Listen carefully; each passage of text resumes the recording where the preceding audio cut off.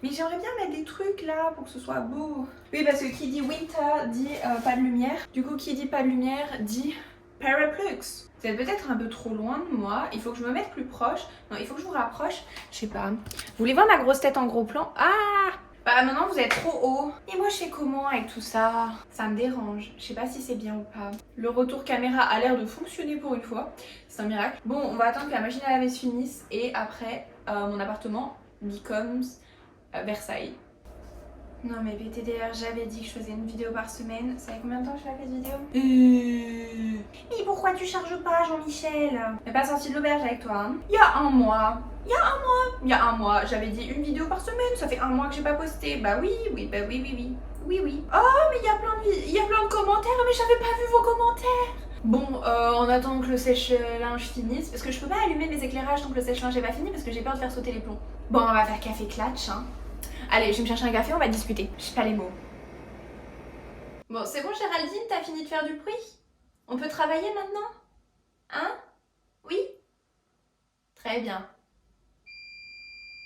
Merci Géraldine, c'est bon, tu peux te taire. Allez! Aïe! J'ai toujours peur de prendre le jus quand je branche des trucs comme ça. Oh là là, mais je vais encore avoir une tête de phoque moi. Et oh, reviens parmi nous!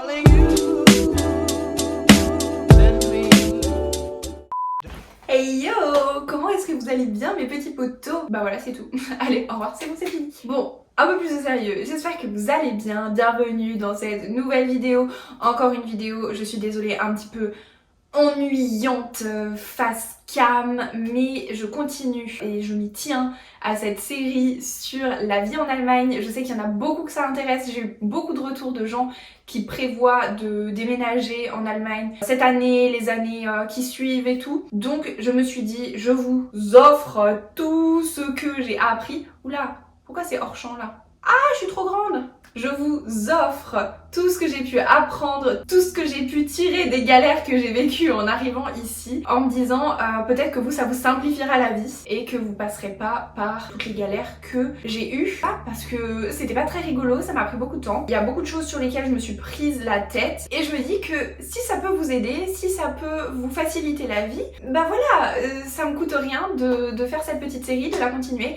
Et à côté, promis, je fais des vidéos un peu plus détentes. On m'a envoyé plein d'idées en DM. D'ailleurs, si vous avez des idées de vidéos, les commentaires sont ouverts, mes DM sur Insta sont ouverts. Je live aussi tous les jours sur TikTok pendant 2 heures tous les soirs, donc vous êtes invités à me suivre sur mes réseaux que je vous laisse juste ici. Et abonnez-vous aussi à cette chaîne, mettez la petite cloche, petit pouce bleu et tout, parce que bah, ça donne un peu du soutien et comme ça vous serez au courant de toutes les actualités, tout ce qui se passe ici. Trêve de blabla, mes introductions sont toujours beaucoup trop longues et en plus cette vidéo va déjà être plutôt longue.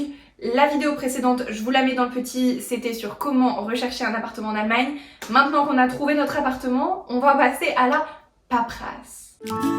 La paperasse, ou Papierkram en allemand, vous allez voir, c'est quelque chose de magnifique. Et comme on dit, la bureaucratie en Allemagne, also die deutsche Bürokratie, c'est un truc merveilleux. Il y a un papier pour tout. Tout a un papier. Et tout a des explications et des grands mots comme ça et on n'y comprend rien et des grands termes juridiques. Donc j'ai décidé de vous faire un petit guide aujourd'hui dans cette vidéo sur les papiers que vous allez forcément croiser si vous déménagez en Allemagne, si vous vous expatriez en Allemagne. Petit guide des papiers, on va tout expliquer, tout décortiquer, je vous mettrai des exemples, des screens, toutes les traductions dans la barre d'infos. Et si j'oublie une quelconque information, n'hésitez pas à me dire en commentaire si vous avez des questions ou n'importe quoi. Et aussi, si je me trompe, parce que j'admets ne pas avoir la science infuse, hein, ce n'est que mon vécu et c'est que les choses que j'ai faites moi. Peut-être que j'ai fait des trucs pas bien, hein, on ne sait pas. Normalement j'ai checké mes infos. Mais on n'est jamais à l'abri d'une petite coquille ou d'une petite erreur. Donc voilà, s'il y en a qui savent mieux que moi et qui veulent apporter des compléments ou des corrections, vous êtes les bienvenus aussi dans les commentaires. C'est free, exprimez-vous, y a pas de souci. Tant que c'est respectueux, y a pas de souci. Bon, allez, on passe à la vidéo.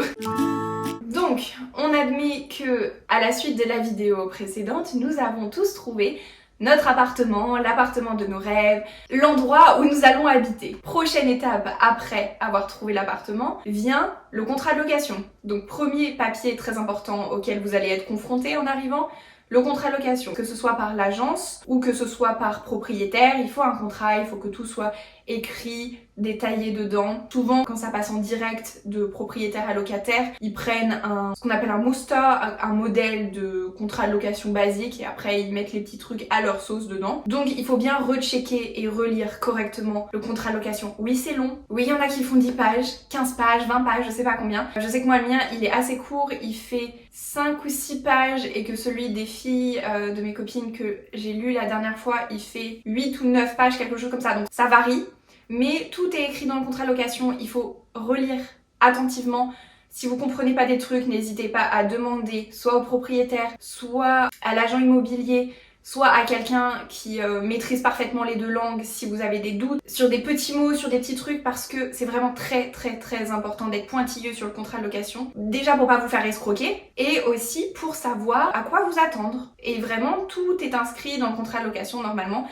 Vérifiez qu'il ne manque rien. S'il y a des clauses que vous trouvez bizarres, n'hésitez pas à demander pourquoi est-ce que c'est écrit comme ça, pourquoi est-ce que c'est pas écrit comme ça. S'il y a des trucs que vous trouvez qui manquent, n'hésitez pas à dire j'aimerais rajouter une clause pour tel sujet ou tel sujet. Je vais vous lister un petit peu les points très importants à regarder. Après, tous les contrats sont différents. Donc je peux pas non plus vous donner un exemple parfait, mais il y a vraiment des petits points qui normalement reviennent à chaque fois et auxquels il faut faire vraiment attention. Je les connais pas par cœur, donc je vais clairement vous les lire. D'abord, dans les points à regarder dans votre contrat de location, le détail des charges. Donc quelles sont les charges, qui s'occupe des charges, si les charges sont à vos frais, si les charges sont comprises dans le loyer. Je vous l'ai expliqué dans la vidéo précédente, si c'est Kalt Miete, Warme Miete, si tout est compris ensemble ou pas. Il y a des propriétaires qui font pas payer de charges, il y a des propriétaires qui ont déjà inclus les charges dans le loyer, du coup c'est la Warme Miete directement et il n'y a pas forcément de détails. Mais vraiment tout ce qui concerne internet, électricité, eau, il faut que ce soit écrit dans le contrat, noir sur blanc, comme ça vous êtes sûr combien est-ce que vous devez, comment est-ce que ça se passe, et qu'il n'y ait pas après des magouilles en mode oui mais alors les charges c'était ci, les charges c'était ça, et ce mois-ci c'était pas ça et machin. Non, écrit noir sur blanc, une règle, comment est-ce qu'on s'occupe des charges, si les charges c'est les mêmes, c'est des charges fixes, ou si c'est à la consommation et tout. Vérifiez que c'est bien écrit dans le contrat. Ensuite, pour les meubles, savoir si l'appartement est meublé ou pas, il faut que ce soit écrit aussi noir sur blanc. L'état des meubles, ça après ça viendra à l'état des lieux, ce sera un autre papier. Mais voilà, savoir quels meubles sont à vous, quels meubles sont pas à vous, l'état et tout, c'est très important que ce soit décrit aussi dans le contrat de location, qu'est-ce qui est à votre disposition quand vous arrivez dans l'appartement. Voilà, qu'est-ce qui ne vous appartient pas. Ensuite, il y a aussi des fois, pas tout le temps, un petit brief sur les poubelles. Comment est-ce que ça s'occupe des poubelles, si c'est dans un immeuble ou dans une maison, des fois il y a des petites consignes particulières. Moi en l'occurrence ça me concernait pas parce que je suis dans une maison donc je gère un petit peu comme je veux. Mais il me semble que dans les immeubles, des fois, il y a des petites consignes pour les poubelles. Aussi, pour les animaux de compagnie, donc regardez bien ce qui est écrit, quels animaux de compagnie sont autorisés, s'il y en a qui sont autorisés, s'il y en a qui sont pas autorisés, mettez bien ça schriftlich, voilà, écrit, pour ne pas avoir de problème. Pas dire oui mais c'était pas écrit, mais en fait il y a ci, mais en fait il y a ça, et est-ce qu'un hamster ça compte comme un animal, comme un chien ou un chat, parce qu'il y a certains proprios qui sont contre les animaux de compagnie mais qui par exemple acceptent les poissons et les hamsters. Ça dépend vachement. N'hésitez pas à poser la question, n'hésitez pas à faire corriger le contrat de location si c'est pas écrit noir sur blanc et si vous avez des doutes sur ça. Comme ça, tout ce qui est écrit et tout ce qui a été mis d'accord entre vous et le propriétaire ou entre vous et l'agent immobilier, c'est des choses où vous pouvez être sûr, vous n'avez plus à vous en occuper. C'est écrit, si vous avez un doute, vous reprenez votre contrat de location et voilà, c'est acté, c'est signé, on pourra rien vous dire. Si c'est écrit, normalement il n'y a pas de souci. Vérifiez bien aussi les conditions de départ. Combien de mois à l'avance vous devez prévenir si vous voulez partir, comment ça se passe pour les loyers, tout ça au moment du départ, au moment de la remise des clés, si vous voulez partir aussi, juste à la fin de votre contrat, pas renouveler votre contrat, tout ça, ça doit être écrit aussi dans le contrat, bien stipulé, combien de temps à l'avance vous devez prévenir l'agence, combien de temps à l'avance vous devez prévenir le propriétaire, et voilà, vraiment, votre contrat de location, mettez les bases à plat. Peut-être que c'est des trucs où on se dit oui mais ça c'est logique, ça c'est logique. Le mieux c'est que tout soit écrit en détail, comme ça après, vous ne vous en occupez plus. Il n'y a pas de non-dit, il n'y a pas de problème et vraiment vaut mieux passer du temps sur ce contrat de location, bien le lire, bien l'étudier, bien l'écrire que après avoir des problèmes juridiques à cause de tout ça. Dans le contrat de location aussi, vous devez vérifier ce qui concerne la caution, comment est-ce qu'elle est réglée, de combien elle est, comment est-ce que vous la récupérez, tout ça. Et dans les conditions de départ aussi, l'état de l'appartement à votre départ. Donc il y a certains propriétaires qui demandent à ce que l'appartement soit repeint avant votre départ ou que il y ait des petits trucs qui soient refaits avant votre départ. Donc ça aussi, il faut bien le lire dans le contrat de location et bien y faire attention parce que pas vous faire avoir au moment où vous partez et vous faire retirer votre caution parce que vous n'avez pas repeint les murs alors que c'est écrit dans votre contrat quoi. Et aussi, du coup, ce qui concerne l'argent, les paiements, le détail, paiement du loyer, de combien il est, combien est-ce que vous payez par mois, si c'est en cash ou par virement, tout ça, ça doit être écrit. Vous mettez d'accord, écrit, acté, signé, débarrassé. C'est un peu la suite logique qu'il faut faire.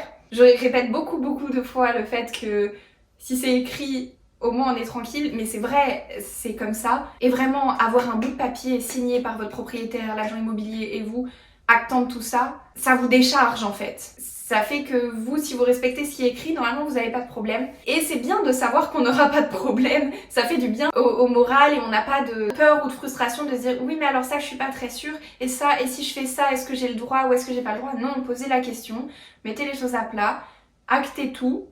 Et après, en avant ma poule, vous emménagez dans votre appartement sereinement. Alors après, il y a un papier. Moi, j'ai eu parce que je suis passée par une agence immobilière.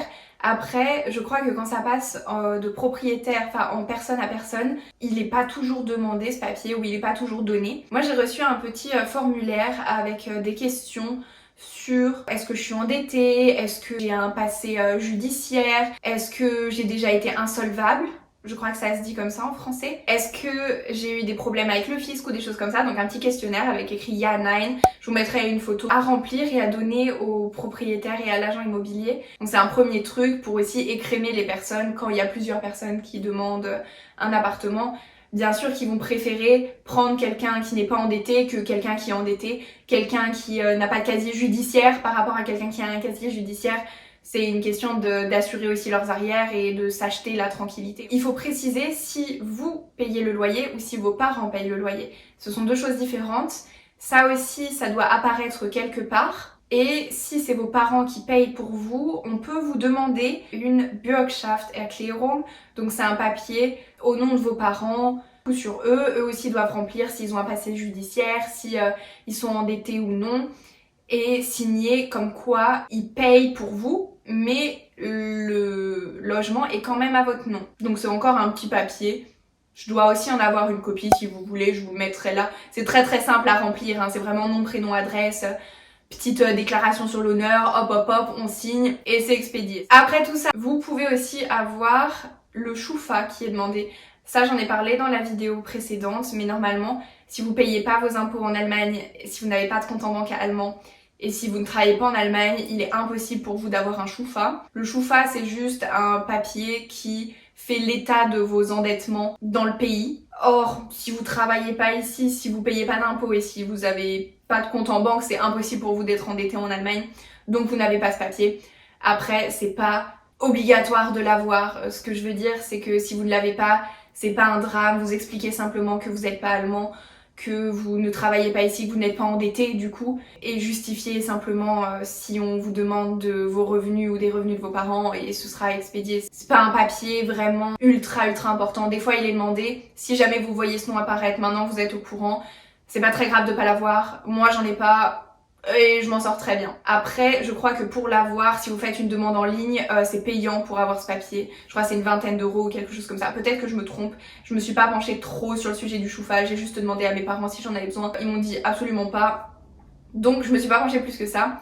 Si jamais j'ai dit une erreur sur le chauffage, n'hésitez pas à me corriger. C'est pas le sujet que je maîtrise le plus. Mais voilà, fallait quand même que j'en parle. Hein. Du coup, une fois que vous avez eu tout ça, vient la visite, la dernière visite et l'état des lieux. Donc à l'état des lieux c'est pareil, soyez tatillons, tous les petites marques sur les murs, tous les petits trucs, les meubles qui sont laissés et tout, vous faites bien tout noter à l'agent ou au propriétaire. C'est pas grave si ça dure longtemps, c'est pas grave si c'est chiant ou n'importe quoi, non, vous prenez le temps de regarder, d'inspecter tout, du sol au plafond, on note tout, on signe tout et c'est pareil, ça vous arrangera pour plus tard. Le propriétaire pourra pas vous dire ah ça a été dégradé si c'était déjà dégradé quand vous êtes arrivé. Vraiment, la moindre petite trace sur le mur, notez-le comme ça vous retombera pas dessus, vous achetez la tranquillité. Lui, au moins, il a un papier, il pourra pas vous attaquer. Et c'est aussi un moyen, voilà, de vous protéger. Ça prend du temps, il faut le faire, c'est un petit papier, c'est pas non plus insurmontable à faire, c'est juste long et voilà, c'est ce qui est un petit peu relou avec la paperasse, on va pas se mentir, c'est que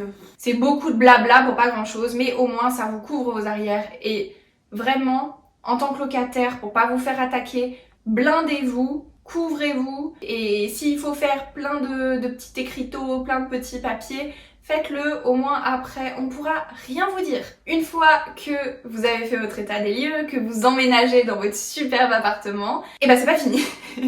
J'ai le regret de vous annoncer que vous êtes qu'au début de vos peines. Donc en Allemagne, il faut s'inscrire au registre civil de la ville où vous habitez. Ça ne se fait pas en France, en fait ça se fait automatiquement il me semble en France. Vous êtes recensé là où vous êtes né ou dans la ville où vous êtes quand vous avez 18 ans. Et après, quand vous prenez des logements à votre nom, c'est noté directement dans les papiers de l'État, on va dire, et on n'en fait pas une grosse histoire. Ici, à chaque fois que vous déménagez, vous devez prendre un rendez-vous, remplir des papiers et dire « Oui, j'habite maintenant ici, à tel endroit ». Et cette inscription, qu'on appelle Anmeldung à la ville, ça va enclencher tout un processus où vous allez recevoir encore et encore des papiers à remplir pour tout déclarer. Voilà, beaucoup de papiers en Allemagne, c'est comme ça. Mais la Anmeldung, c'est vraiment le point numéro 1, c'est là où tout commence. Et après, vous allez rentrer dans le bain et recevoir plein de papiers et vraiment découvrir ce qu'est la bureaucratie allemande. Après, la Anmeldung, c'est vraiment très facile à faire. Vous téléchargez un formulaire sur internet, je vous mets un exemple ici. Après, je pense que ça peut varier un peu selon les villes, mais bon, c'est pas incroyable, juste déclarer votre ancien logement, donner votre nationalité, donner votre religion aussi, parce qu'en Allemagne, l'État et l'Église ne sont pas vraiment séparés. Donc vous payez un impôt sur votre religion, donc il faut déclarer votre religion. Si vous êtes athée, vous mettez simplement que vous n'avez pas de religion, et là vous payerez pas d'impôt sur votre religion, logique, parce que vous n'en avez pas. Vous déclarez combien de gens vivent avec vous, si vous êtes en location, enfin voilà, tout un tas de petits trucs sur vous, pourquoi est-ce que vous habitez ici, nanani, nanana, votre statut, si vous êtes marié. Petit papier vraiment qui fait 2-3 pages, c'est pas du tout la mer à boire, très bien guidé, très facile à remplir. Après, vous appelez le Bürgerhaus ou la Stadthaus pour prendre rendez-vous, ou alors vous le faites la demande en ligne pour prendre rendez-vous, mais généralement quand on appelle, on a un rendez-vous plus rapidement. Ou alors vous pouvez carrément aller là-bas à l'accueil, mais avec le Coronax, vaut mieux éviter de se déplacer pour rien. Mais sinon vous allez à l'accueil, vous demandez un rendez-vous pour la Anmeldung, ils vous la donnent, vous revenez le jour avec votre numéro, votre papier, votre document imprimé, votre passeport ou votre carte d'identité, la Wohngeberbestätigung aussi, et après c'est bon, vous remplissez les papiers avec le petit monsieur ou la petite dame, hop pouf pouf, signé. C'est vraiment pas si compliqué que ça la Anmeldung, c'est les trucs qui viennent après qui sont un petit peu plus longs, vraiment plus compliqués, mais pour l'instant jusque là, vous devriez vous en sortir très bien, tout le monde arrive à s'en sortir très bien. La Wohngeberbestätigung, je vous ai dit de prendre avec votre passeport, carte d'identité et le formulaire d'inscription de Anmeldung, c'est un petit papier rempli par votre propriétaire ou donné par l'agent immobilier qui certifie que vous êtes bien locataire de monsieur machin et que vous habitez bien à tel endroit et que votre bail est de telle date à telle date. Voilà, il faut l'apporter pour la Anmeldung. Après tout cela, c'est là que commencent un petit peu les choses plus reloues. Par exemple, l'assurance. Alors, d'abord on va commencer par l'assurance habitation. Il faut voir avec votre propriétaire comment est-ce que vous vous arrangez pour l'assurance, si vous devez prendre une assurance vous-même ou s'il y en a déjà une. Généralement, vous devez la prendre vous-même.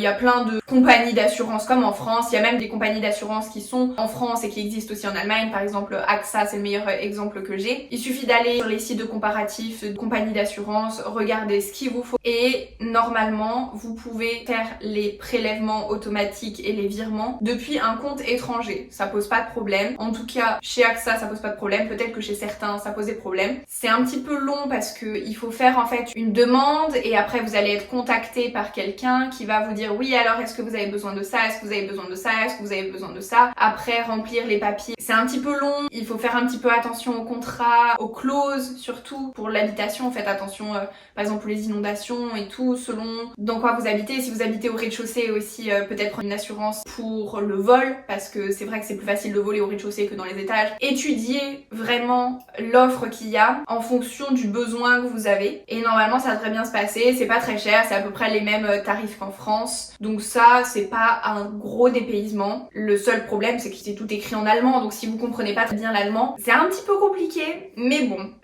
En tout cas l'assurance habitation ça s'appelle Hausratversicherung, je vous l'écris là.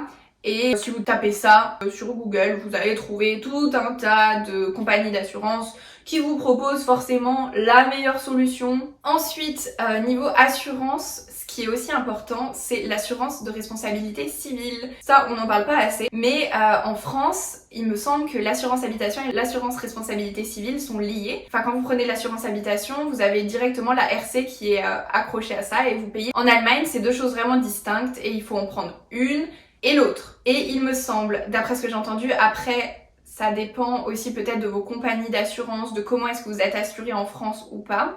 Mais par exemple, moi je sais que mon assurance de responsabilité civile était fonctionnelle pendant 3 mois, le temps de mon déménagement, mais que après ces 3 mois, je n'étais plus assurée pour la responsabilité civile en Allemagne. Donc j'ai dû me trouver une assurance de responsabilité civile allemande pour l'Allemagne, qui m'assure aussi quand je voyage bien sûr, mais il fallait que ce soit une allemande en Allemagne parce que la française ne faisait pas le pont en fait après mon déménagement et du coup j'ai dû résilier mon assurance en France pour en prendre une nouvelle en Allemagne. Je sais qu'il y en a certaines des assurances qui peuvent prolonger les contrats. Je sais qu'il y en a certaines qui disent que c'est pas de problème. Après, tout dépend de votre statut, de ce que vous allez faire et aussi surtout de combien de temps vous allez rester. Ceux qui partent que 1 an, je pense que c'est possible de négocier. Posez la question à votre assureur français, comment est-ce que vous faites? Est-ce que c'est possible ou pas? C'est comme pour l'assurance habitation, vous faites une demande, on vous contacte, vous remplissez les papiers, vous donnez votre RIB et ils vous prennent votre argent et voilà, tout le monde est content. Là où les choses se compliquent un petit peu, et c'est là où on voit l'exemple parfait de la bureaucratie allemande, c'est la banque et le téléphone. Les gars, quelle aventure le téléphone. Ceux qui me suivent sur Insta et sur TikTok, je vous les remets là d'ailleurs, au cas où si vous n'êtes toujours pas abonnés. Vous savez que ça a été toute une aventure, les téléphones et la banque. C'est que les opérateurs français ont le droit de vous surtaxer si vous restez trop longtemps dans un pays étranger et que vous consommez plus à l'étranger qu'en France. Donc moi, SFR m'a gentiment envoyé un message en me disant ça fait plus de 4 mois que vous n'êtes pas rentré en France, que vous consommez tant en Allemagne, à partir de telle date, vous allez être surtaxé, énormément surtaxé. Donc là, je me suis dit, ok, bah on va aller prendre un petit téléphone et un petit forfait allemand. Mais alors là, quelle prise de tête. Déjà, la téléphonie en Allemagne, c'est cher. Mais cher, quand je vous dis, c'est exorbitant. Je payais en France mon forfait chez SFR 25 €, j'avais l'option internationale, j'avais 130 gigas par mois, appels, SMS illimités, partout dans l'Europe, enfin bref, un forfait très sympathique. En Allemagne, pour 20 gigas par mois, les appels et les SMS illimités en Allemagne, pas en Europe, vous payez 40 €. 40 €. Bah, il faut creuser pour trouver des offres. Je sais que par exemple chez O2, il y a des offres pour les étudiants et pour les jeunes, donc ils font les tarifs à moitié prix. Donc moi j'ai pris un forfait là-bas où ça me coûte 20 € au lieu de 40, parce que bon, 40 € par mois pour avoir 20 gigas d'internet et même pas pouvoir appeler en France, ça pique un petit peu. Comment vous dire Et c'est là où les aventures commencent, le moment où vous allez faire votre petit contrat de téléphone. La majorité des opérateurs allemands n'acceptent pas les paiements et les virements de comptes français ou de comptes étrangers. Parce que on peut pas savoir si vous êtes endetté en France ou pas. Pour avoir un téléphone et un contrat de téléphone en Allemagne, il faut ouvrir un compte en banque en Allemagne. Et c'est là que vous sentez venir que les embrouilles commencent. Quand vous allez à la banque, pour ouvrir un compte en banque en Allemagne, pour les jeunes, vous avez le droit d'avoir une EC-Carte, le Girokonto, gratuit si vous êtes étudiant, si vous avez moins de 22 ans. Pas de frais bancaires, vous avez une carte. Attention, la EC-Carte, c'est pas une carte de crédit normale, c'est pas comme une Mastercard, c'est pas comme une Visa. Je crois qu'en France ça s'appelle Electron ou quelque chose comme ça. Bref, en France on n'utilise pas ça.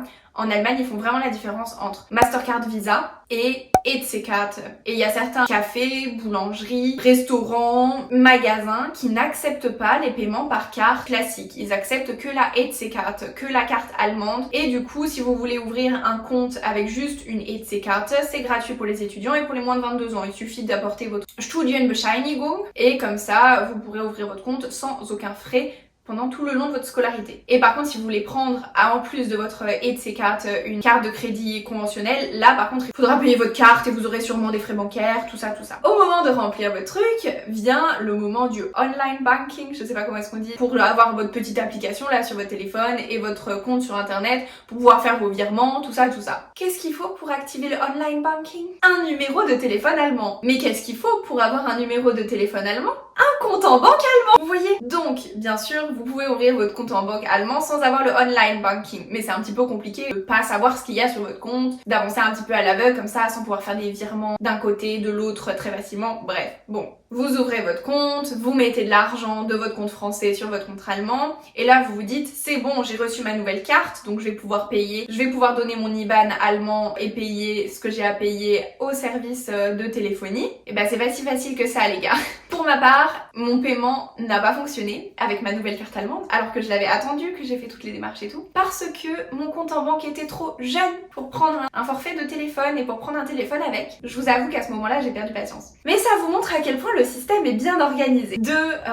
On a besoin de tel truc pour faire tel truc, mais pour faire tel truc, on a besoin de tel truc. C'est typiquement allemand, c'est typiquement la bureaucratie allemande. C'est toujours comme ça, les Allemands vous diront bienvenue en Allemagne. En plus de tout ça, vous recevez, après votre Anmeldung, un petit peu après, votre Steuernummer, donc c'est le numéro d'identification aux impôts, au service des impôts. Donc les Allemands, normalement, eux l'ont à la naissance, donc dès qu'ils naissent, ils ont une Steuernummer, mais quand on est étranger et qu'on arrive en Allemagne, on reçoit notre Steuernummer personnel. La Steuernummer, c'est essentiel si vous voulez travailler. Ce sera demandé dans votre contrat de travail. Vous devez aussi après la donner à la banque. Vous pouvez ouvrir un compte en banque sans avoir de Steuernummer. Il suffit de venir avec votre Meldbescheinigung, donc le papier qui atteste que vous avez fait votre Anmeldung. Ça suffit pour ouvrir un compte.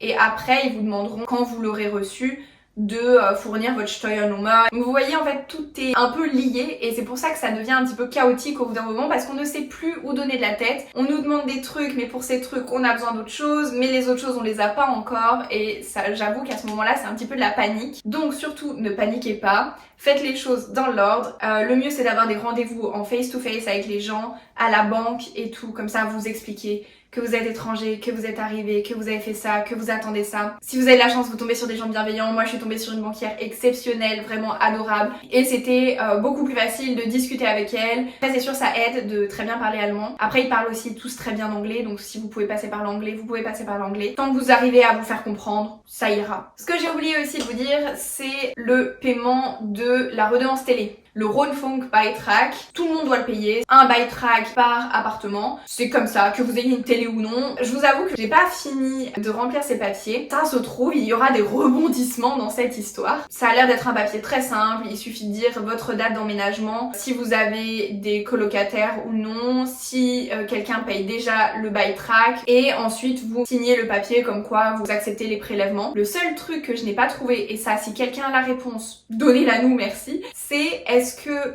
pour le Rundfunkbeitrag, les virements depuis les comptes étrangers sont acceptés ou non. Pour ceux qui n'ont pas de compte en banque allemand, je sais pas en quelle mesure vous pourrez payer le Beitrag. J'ai cherché tout à l'heure et j'ai rien trouvé à ce sujet. Bon, je crois que j'ai fini cette petite vidéo qui va être quand même aussi assez longue, explicative sur les papiers. Si vraiment vous avez des questions sur tout ça, n'hésitez pas à les poser en commentaire ou à me contacter en DM, il n'y a pas de souci, je prendrai le temps de vous répondre. Je vous les remets encore ici, mes réseaux sociaux, pour venir suivre mes petites aventures au quotidien.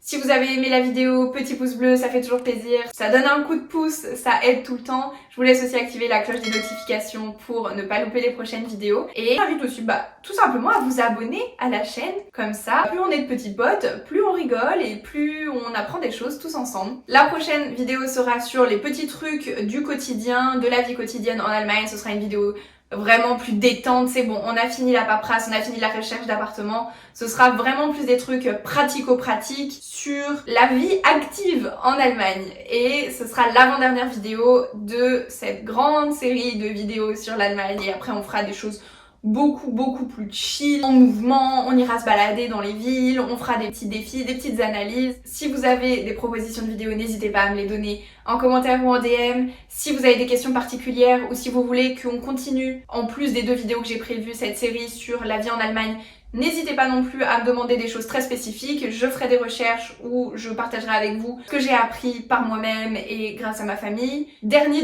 disclaimer et après je vous laisse. Je répète encore que toutes ces informations, c'est ce que moi j'ai vécu, c'est ce que moi j'ai appris seule ou grâce à ma famille. Après, il peut y avoir des incertitudes, il peut y avoir des choses qui sont un petit peu incorrectes. Je vous partage mon vécu. J'avoue ne pas tout savoir et si j'ai dit des choses qui sont fausses, n'hésitez pas à me corriger. Sur ce, je vous fais d'énormes bisous. On se retrouve très bientôt pour une prochaine vidéo et ciao ciao! Darling,